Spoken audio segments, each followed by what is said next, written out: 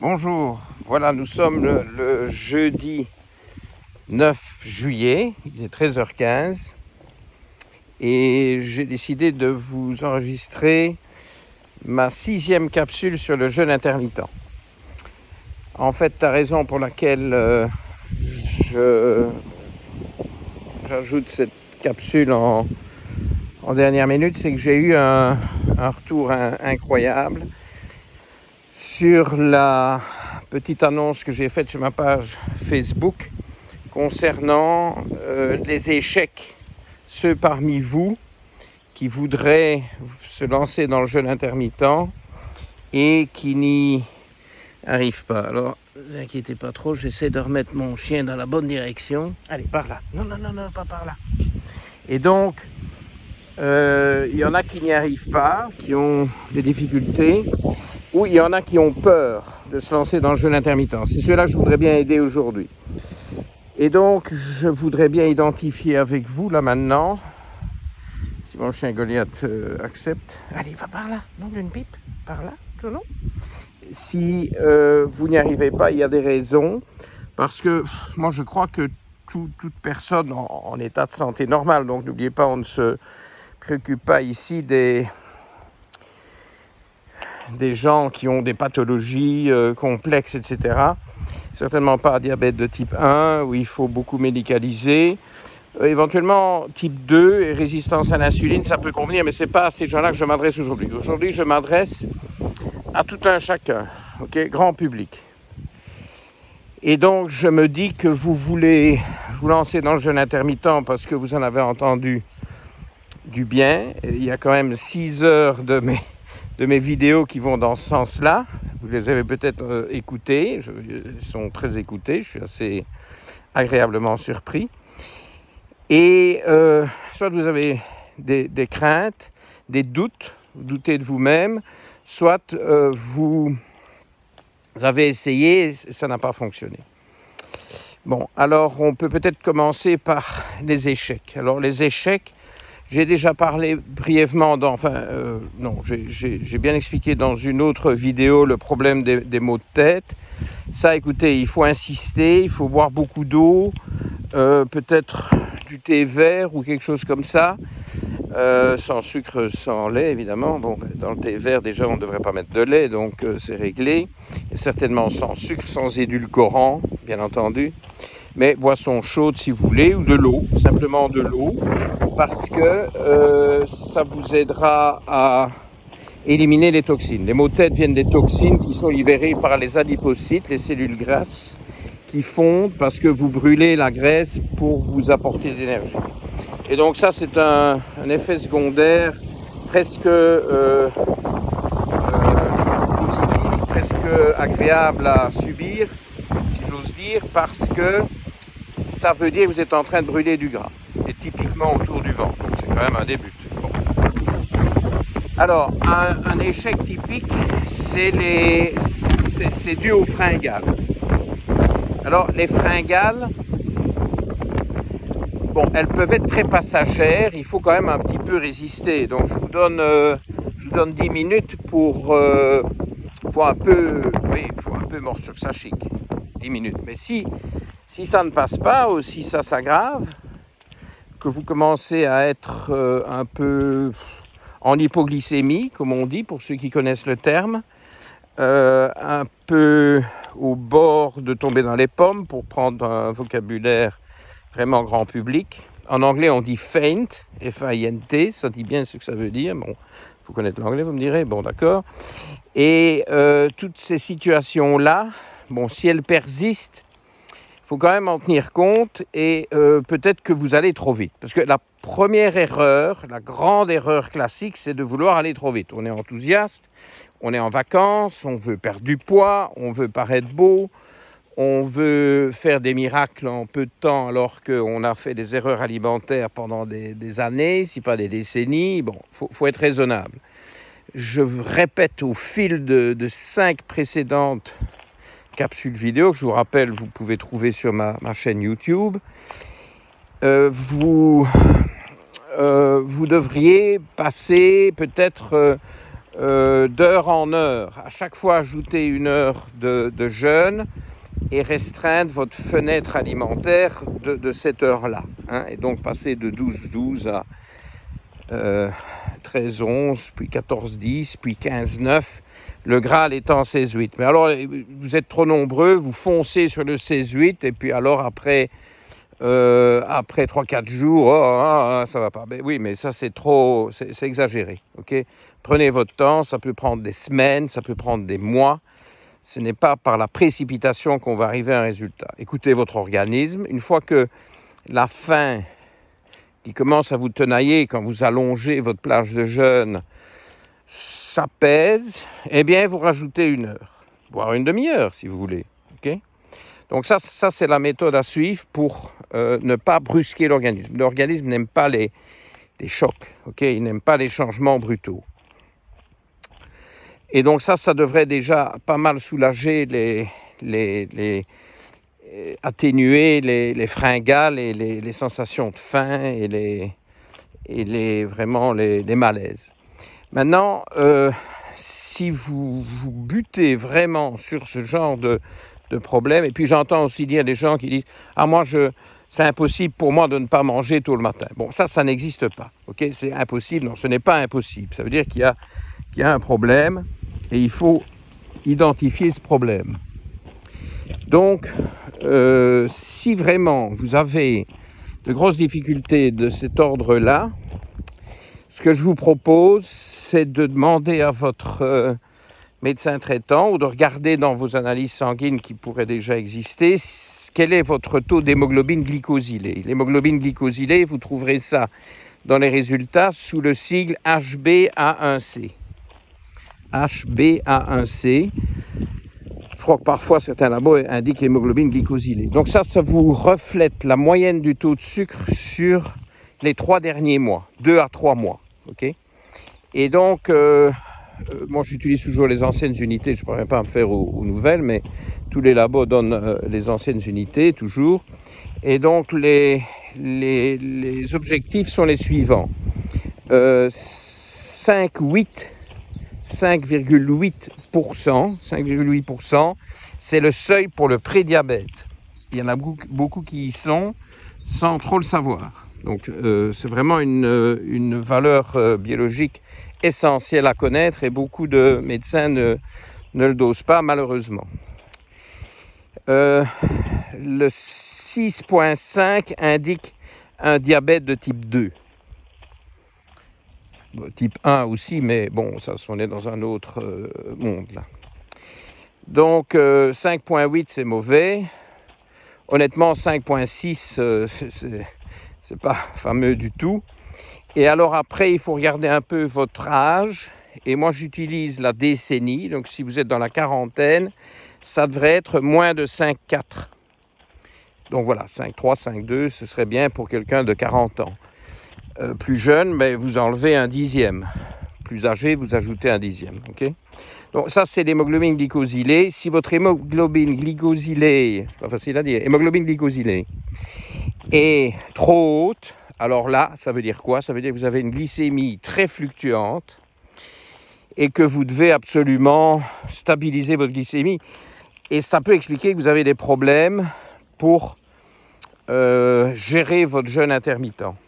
Mais, et c'est ça qui est à la fois ironique et fascinant, c'est probablement le jeûne intermittent qui va être un des meilleurs outils, évidemment avec les changements alimentaires qui sont toujours sous-jacents et incontournables, mais le jeûne intermittent va probablement être l'outil de rêve, l'outil roi pour petit à petit maîtriser les fluctuations de votre glycémie qui sont responsables de cet excès d'HbA1c et qui c'est d'ailleurs un énorme problème de santé parce que tout le problème de la graisse abdominale, viscérale, hépatique, le foie gras, etc. sont sous-jacents à cet excès d'hémoglobine glycosylée.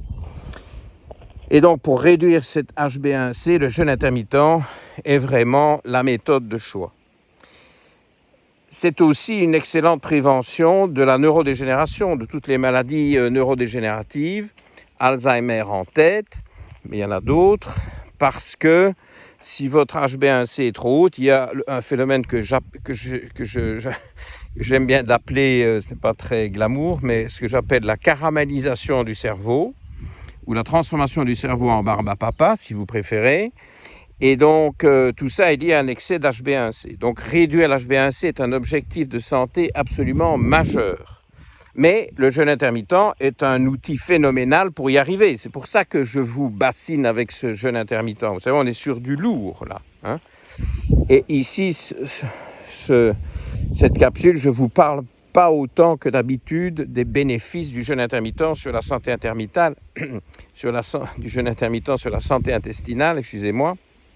Je m'inquiète un peu parce que mon chien a à moitié disparu. Enfin bon, je crois que le voilà. Et donc, cette santé intestinale peut aussi être fortement améliorée par le jeûne intermittent. C'est tout un autre chapitre. Je devrais peut-être un jour consacrer une capsule jeûne intermittent, mais santé intestinale. Bon, Goliath ici. Non. Pas courir après les vaches. Oh là. Petit intermède bucolique. Des chiens, des vaches. Il fait beau. Bon. Ça fait partie du jeu. Ok. Bon, un peu de nature ne fait pas de tort. Surtout en cette période de confinement, déconfinement, reconfinement. Et donc, votre jeûne intermittent, faites attention, si vous avez vraiment de grosses difficultés, allez voir du côté de l'hémoglobine A1C. Bon, maintenant, si votre hémoglobine A1C est vraiment trop haute, bon, ben voilà, le jeûne intermittent va faire partie de la stratégie. Il faudra probablement prendre conseil auprès de professionnels, médecins, qui maîtrisent la nutrition, nutritionnistes, pour améliorer cette HbA1c, mais le jeûne intermittent devrait être intégré très progressivement alors dans la stratégie. Très progressivement, prenez votre temps. Vous avez gagné 1 heure, hurrah, vous pouvez célébrer ça. Bon, évidemment, pas en faisant des écarts monstrueux qui font que vous faites une marche arrière toute. Donc, ça c'était pour les petites faiblesses, les moments de faiblesse. Alors, peut-être un autre domaine sur lequel on va s'étendre maintenant, c'est la peur de s'y mettre. Je crois qu'il peut y avoir effectivement une peur de l'échec. Ah, je ne suis pas capable. Bon, écoutez, ben, si vous êtes capable, parce que tout le monde est capable de faire du jeûne intermittent, vu que nos ancêtres ne faisaient que ça. Bon, alors, pourquoi est-ce que vous ne seriez pas capable? Vous êtes des humains, vous êtes des extraterrestres, ok? Donc, il ne faut pas avoir peur de s'y mettre, mais je vous répète, la clé probablement pour ne pas que ce soit un trop gros choc, c'est précisément de faire ça pas à pas, hein, et de ne pas être trop ambitieux trop rapidement. Maintenant, peut-être que la peur, c'est pas tellement la peur de l'échec ou d'une espèce de perte d'estime de soi parce que vous n'y arrivez pas, c'est peut-être la peur d'avoir faim. Bon, ok. Alors, si c'est la peur d'avoir faim, ben, on retombe sur l'algorithme principal qui est que il y a des faims, FAIM, hein, des faims qui passent assez rapidement, donc je vous donne toujours 10 minutes, et si ça va mieux après 10 minutes, ben voilà, vous êtes reparti, vous allez peut-être rester encore 1 heure, 1 heure et demie sans avoir faim. Et puis, si après 10 minutes vous avez toujours faim, ben écoutez, moi, mon conseil, c'est de prendre soit une tasse de café, soit de décaféiner, si pour une raison ou une autre, vous avez des problèmes avec la caféine. Et donc, moi, je trouve que ça marche très bien. Vous pouvez boire de l'eau aussi. L'eau peut faire passer ces fausses sensations de faim. Enfin, je ne dis pas qu'elles sont fausses, mais elles ne sont pas pressantes, elles ne sont pas incontournables. On peut quand même un peu mordre sur sa chic et on va passer l'obstacle et puis vous verrez peut-être vous allez rester encore 1 heure, 2 heures, voire plus, hein, sans avoir besoin de manger. Donc c'est assez trompeur. Le problème, si vous voulez, c'est que le corps est régi par des habitudes. Les habitudes sont vraiment très difficiles à changer. C'est à la fois biologique et psychologique. C'est les deux. Et le problème, si vous voulez, c'est que les changements d'habitude ne viennent pas, ne vont pas être plus faciles si ce sont de mauvaises habitudes. On ne change pas les habitudes, qu'elles soient bonnes ou mauvaises. C'est ça la difficulté. Donc il faut être obstiné et prudent et progressif. Okay, parce que toutes ces habitudes, vous savez, moi j'ai beaucoup d'échos, j'allais dire de feedback, mais c'est du franglais, donc j'ai beaucoup d'échos de beaucoup de patients qui se sont mis récemment au jeûne intermittent avec grand succès et très rapidement, dans la plupart des cas, on se demande, mais enfin, qu'est-ce que c'était ces habitudes ? On ne comprend plus les anciennes habitudes, donc vous allez peut-être vous retrouver dans la situation inverse de celle que vous redoutez, c'est-à-dire que vous vous demanderez, mais enfin, qu'est-ce que c'était que ces anciennes habitudes qui en réalité ne me convenaient pas trop, hein, je vous rappelle, ça a été dit, mais ça ne fait pas de tort d'être dit, que le conseil officiellement maintenant en médecine classique, je ne vous parle pas de médecine fonctionnelle, je vous parle de médecine classique, c'est de ne pas introduire un petit déjeuner chez ceux qui n'en prennent pas, parce que les conséquences métaboliques sont négatives. Donc ce mythe du petit déjeuner roi, hein, cette espèce de dogme autour du petit déjeuner indispensable pour avoir l'énergie pour accomplir tout ce qu'on doit faire sur sa journée, sur sa matinée, disons, c'est de la vaste foutaise, hein, j'allais dire quelque chose de beaucoup moins poli.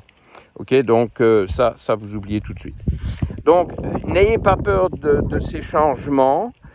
Faites un bout d'essai et alors la chose très rassurante pour vous rassurer, je crois que le meilleur argument c'est que si un jour vous êtes levé du mauvais pied, vous avez la tête de travers, vous ne le sentez pas, vous crevez de faim, vous êtes là, peut-être bien que vous n'avez pas à manger assez la veille, l'organisme peut peut-être compenser, etc. Et vous savez quoi ? Ce jour-là, pas de jeûne intermittent. Hop, on fait une pause et on s'y remettra le lendemain quand on aura peut-être passé une meilleure nuit ou corriger un peu. Parce que le but du jeûne intermittent n'est pas de s'affamer, donc il n'est pas question de vous retrouver avec un déficit d'aliments, un déficit de calories, bien que bon, moi je ne compte jamais les calories, j'ai ça en sainte horreur. Et tous mes nutritionnistes aussi, d'ailleurs ce ne seraient pas mes nutritionnistes si, quand je dis mais, ils ne m'appartiennent pas, mais il y en a en Belgique, en Angleterre, etc. Donc il y en a plusieurs. C'est ceux avec qui je collabore. S'ils comptent les calories, je ne collabore plus. Voilà, ils ne font plus partie de l'équipe. Bye bye, donc je ne suis pas du tout pour les calories. Mais il est un fait que si vous n'avez pas mangé assez la veille, ça va être beaucoup plus difficile d'amorcer votre jeûne intermittent du jour. Donc ça, ce sont des erreurs. Et votre faim devrait vous guider. Je dis toujours, quand on mange des aliments pour lesquels on est adapté, les sensations de faim sont toujours correctes. L'hypothalamus est 100% fiable. C'est une machine de guerre électronique, neurologique, soyons sérieux, qui ne se trompe pas. Mais il faut lui donner le carburant correct. Je suis en train de préparer par ailleurs, et j'ai déjà une capsule enregistrée, toute une séquence sur la génomique. Donc quand on en aura fini avec ce jeûne intermittent, une fois que toutes ces questions et tous ces doutes seront apaisés, et il faudra peut-être encore une capsule ou deux, on va voir, eh bien, vous voulez une framboise sauvage, une framboise des bois ? Difficile de résister à ça. Hein. Et donc, regardez ça. Hein. Bon, je suis en train de jeûner, donc voilà, ce sera pour les oiseaux.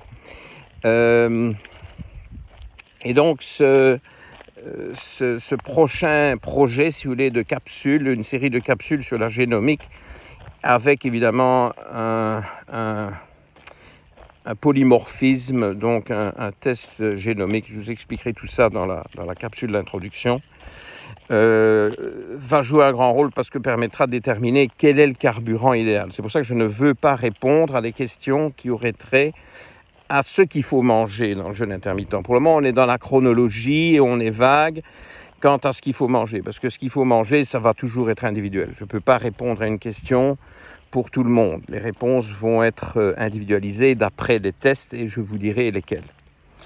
Bon, il est évident que les tests classiques, hémoglobine glycosylée, HbA1c, insuline à jeun, glycémie à jeun, vos triglycérides, à jeun aussi, cholestérol total, cholestérol HDL, tous ces tests métaboliques très, très classiques que les médecins traitants font de façon très régulière, peut-être pas assez l'HbA1c, mais je vous en ai parlé aujourd'hui, tout ça va aussi déterminer ce que vous devez manger ou pas manger. Mais mon petit test génomique de derrière les fagots va jouer un rôle absolument essentiel et prépondérant, mais bon, chaque chose en son temps.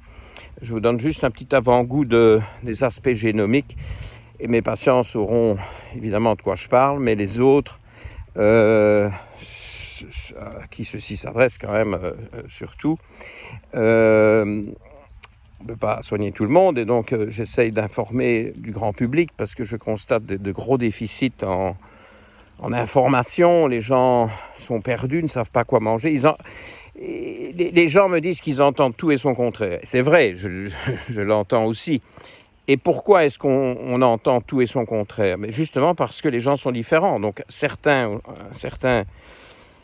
génotypes, ils doivent manger une alimentation plus équilibrée, avec des hydrates de carbone, mais d'autres, avec un génotype différent, doivent aller vers davantage de graisse, de bonne graisse, et moins d'hydrates de carbone.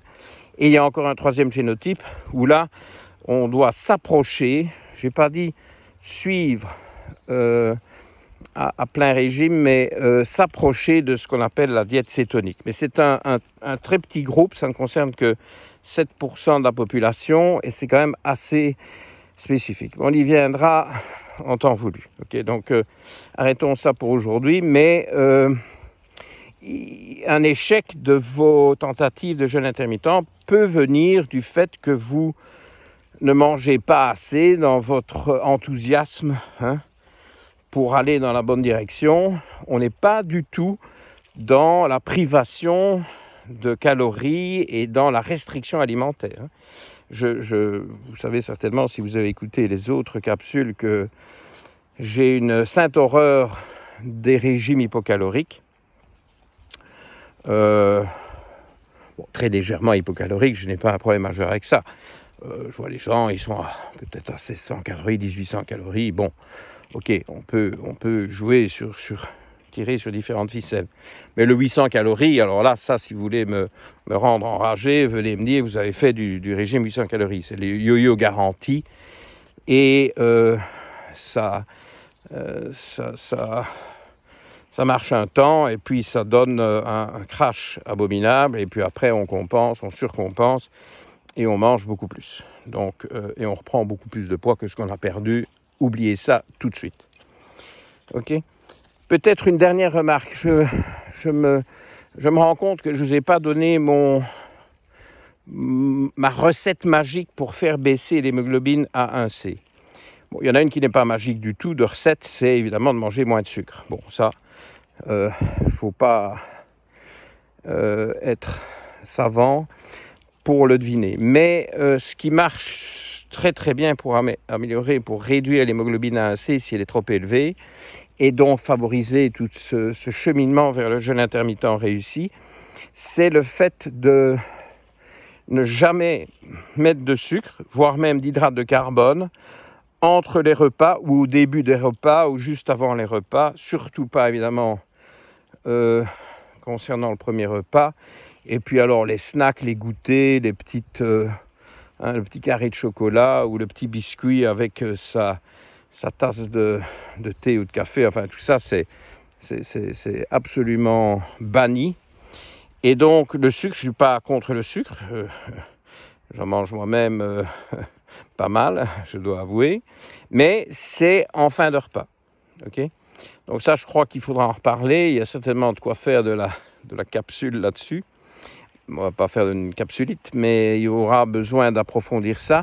Mais je vous dis déjà, si vous voulez faire diminuer l'hémoglobine glycosylée, vous renvoyez tout le sucre en fin de repas. Et en fait, certains ne mangent pas trop de sucre. Et alors ils s'étonnent, ils disent « Oh mais non, c'est pas possible, c'est l'analyse qui doit être fausse. » Oui, écoutez, ça arrive, mais en général, c'est quand même le patient qui fait la faute et pas le labo. Et donc, si vous êtes perplexe parce que vous dites « Mais moi, je mange pas beaucoup de sucre. » Mais oui, mais vous le mangez peut-être au mauvais moment. Vous le mangez peut-être entre les repas. Ou vous commencez le repas par un petit verre de rosé. Vous dites « Oui, mais bon, c'est très raisonnable, je prends qu'un verre. » Oui, mais vous le prenez en apéritif, ça ne va pas. C'est pour ça que moi, le premier repas, dans le temps, on disait le petit déjeuner. Vous savez que c'est un peu délicat de venir avec ce terme maintenant qu'on s'embarque dans nos jeûnes intermittents. Mais on va dire ça reste un déjeuner qui casse le jeûne.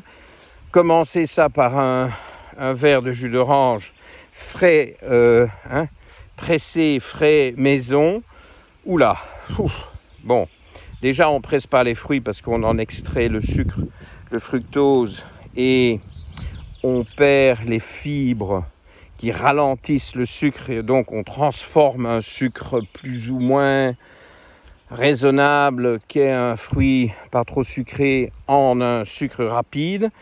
Et ça s'étend aux légumes. Si vous voulez tester, faire tous les tests avec le jus de concombre, si vous voulez exploser votre insuline et votre glucose à jeun avec du jus de concombre, allez-y. Je vous propose une semaine de vacances à l'étranger. Bon, je risque pas trop de devoir mettre la main à la poche parce qu'il n'y a plus de vacances à l'étranger. Enfin bon, votre jus de concombre va vous envoyer votre insuline au 7e ciel et votre glucose au 7e ciel. Donc, tous ces machins-là, je ne suis pas contre le jus de concombre. C'est très bien. Avec votre premier repas, à la fin de votre premier repas, c'est frais, c'est agréable. Il y a des atouts santé, jus de céleri et tout ça, oui, je connais, je suis pour, mais pas à jeun, pas sur un estomac vide, puisque sinon, glucose, insuline, bye bye. Et vous avez des gens qui croient vraiment bien faire, qui sont peut-être plus sensibles que d'autres aussi, qui sont plus efficaces pour extraire les sucres de produits qui ne vont pas poser problème à d'autres. Donc nous ne sommes pas égaux devant la métabolisation des hydrates de carbone et des sucres. Mais le fait est que si votre hémoglobine glycosylée est trop haute, et comprenez si vous accumulez facilement de la graisse autour du ventre, parce que ça revient à ça en fait, eh bien vous êtes certainement très doué, très bien doté par vos ancêtres et par votre microbiote d'une capacité d'extraire les sucres, mais de nos jours, au lieu d'être un avantage pour la survie, pour ne pas mourir de faim lors des famines récurrentes, eh bien, ça devient l'inverse, ça devient un risque mortel. Et donc, plus ces prises de sucre, même des choses qui ont l'air tout à fait correctes, mais qui sont des sucres ou des hydrates de carbone seuls, avant ou en dehors des repas. Bon, je ne m'adresse pas ici aux enfants, aux gens jeunes, dans la vingtaine, très sportifs, etc. Eux vont passer à travers tout ça sans aucun problème. Jusqu'à 35 ans, tout va passer. Et puis, quand vous avancez un peu, les choses se compliquent. Et la graisse abdominale apparaît. Et c'est là que la gestion de l'hémoglobine glycosylée et la mise en œuvre raisonnable et raisonnée du jeûne intermittent peuvent faire énormément de bien.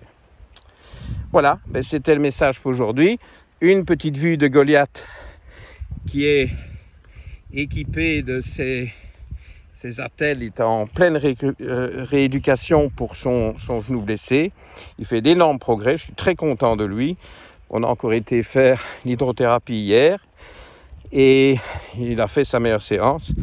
Et donc voilà, c'est une belle journée. Il fait super beau, il y a des nuages blancs exceptionnels, vous avez dû les voir derrière moi. La campagne est belle et voilà, je vous souhaite d'avoir appris des choses et de bien progresser dans votre démarche pour obtenir une meilleure santé. Et à bientôt, probablement à la capsule 7. Au revoir.